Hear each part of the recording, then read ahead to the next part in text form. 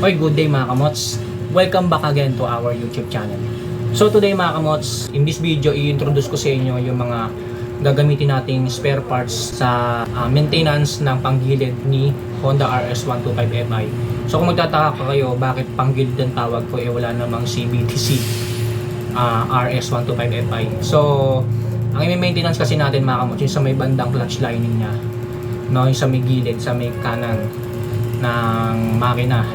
So yung kasi yung i-build natin o i-maintenance natin, papalitan natin ng mga panibagong spare parts, kung ano-ano yung mga items na gagamitin natin na ipapakita ko sa inyo ngayon sa video na to. So wag na natin patagalin pa, simulan na natin yan.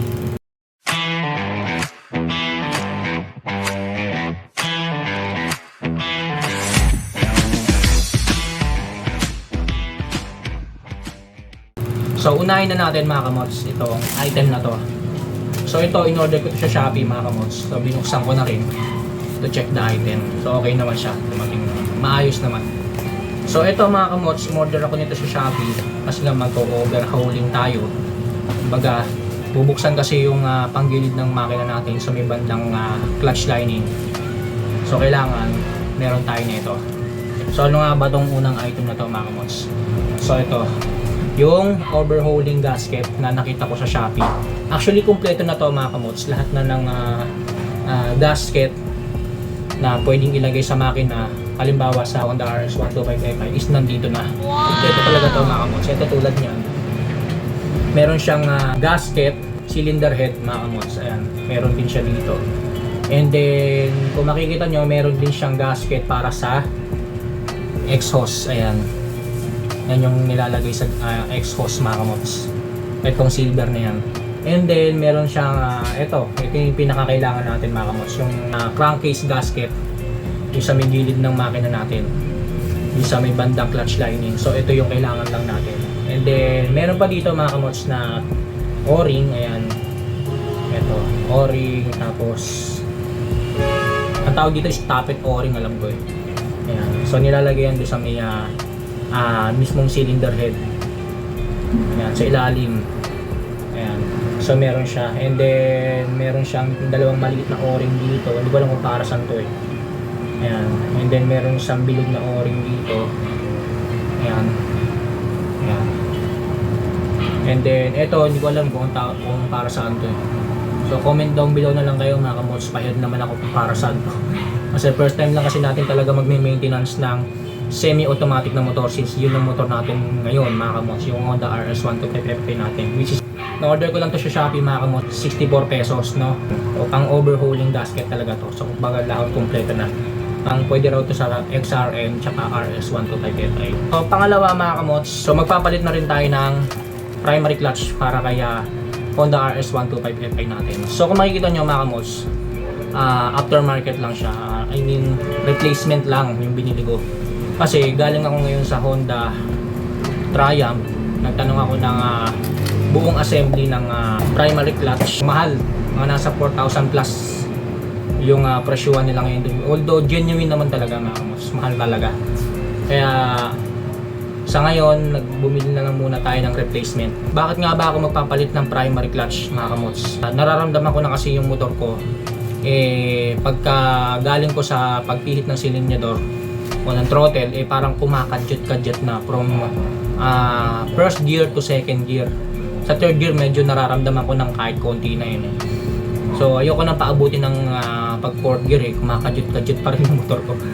Kaya tingin ko problema kasi mga kamos yung primary clutch.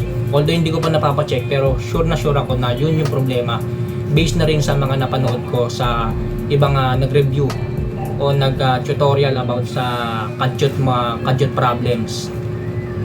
Kung ano ba yung ginawa nilang resolva o sa issue na yun mga kamos sa mga naka-semi-automatic at manual na motor, no? Anyway, yung kadyot kasi mga kamos, mararamdaman mo yan sa motor mo. Nakasakay ka sa motor, pagpihit mo ng silinyador, okay yung andar, tapos pagka nagme-minor ka na, parang gumaganong-ganon yung motor mo. Parang gumaganong-ganon ka. So nakakatawa man isipin mga kamots, pero ganun talaga. ang explanation sa kadyot sa motor, no? So parang tumatalon-talon ka. So ganun yung na-experience ko sa K-Blade Honda RS125Fi. So nag-research ako mga kamots sa YouTube kung ano ba yung mga possible problem. Isa napanood ko, isa yung parang rubber damper lang yata. Yun yung nagiging cause ng kadyot.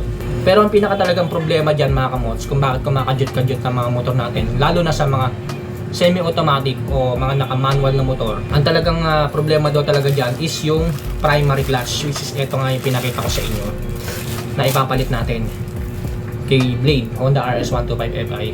Bakit nga daw ba kumakadyot-kadyot ang motor? At bakit primary clutch ang dahilan?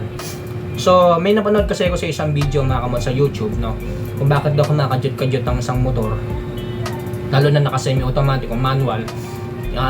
Ibig sabihin daw nun mga kamots, yung itong pinaka housing ng clutch lining may hukay na mga kamots, no? So ito pakita ko sa inyo yung sample picture ng malalim na yung hukay ng, so yun yung nagiging reason kung bakit kumakadyot-kadyot daw yung isang motor. Malalim na yung hukay, no? Ayan, so kaya sana pagka na-install na natin to, kahit na replacement lang to mga kamots, mawala na yung kadyot-kadyot dun sa motor natin, no? Sa totoo lang, gusto ko talaga genuine talaga ipalit ko, kaya lang wala tayong budget sa ngayon.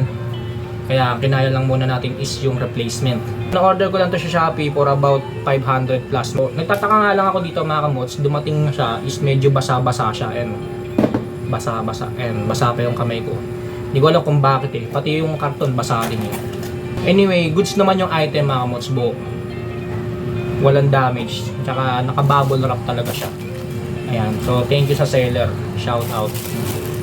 Ayan, so hopefully na ipaliwanag ko sa inyo mga kamots yung kung bakit tayo magpapalit nito ng primary clutch sa Honda RS125Fi natin. So yung pangatlong item mga kamots, ito.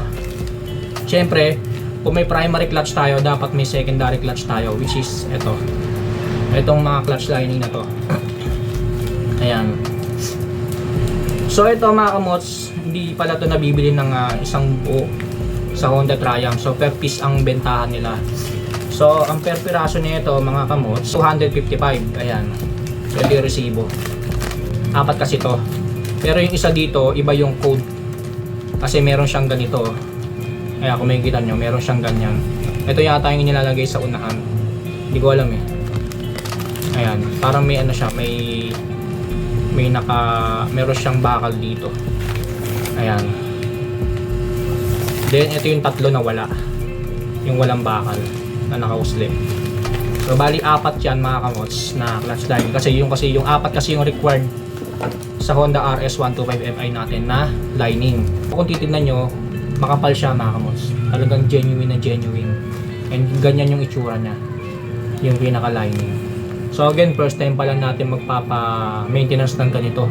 Magpapalit ng ganito sa motor, kasi yung motor nga natin ngayon is sa semi-automatic, which is the Honda RS125Fi. So bakit nga ba tayo magpapalit ng lining? Kasi parang nabibitin na ako sa takbo lalo na pagka naka-kwarta na ako, naka-4th gear na. So pagka ganun, kasi ang possible daw na problema is yung lining, palitin na talaga. Again, sa Honda Triumph ko to binili sa may Caloocan, no? Genuine siya mga kamots, of course. Nasa 1,100 plus ang 4 na piraso.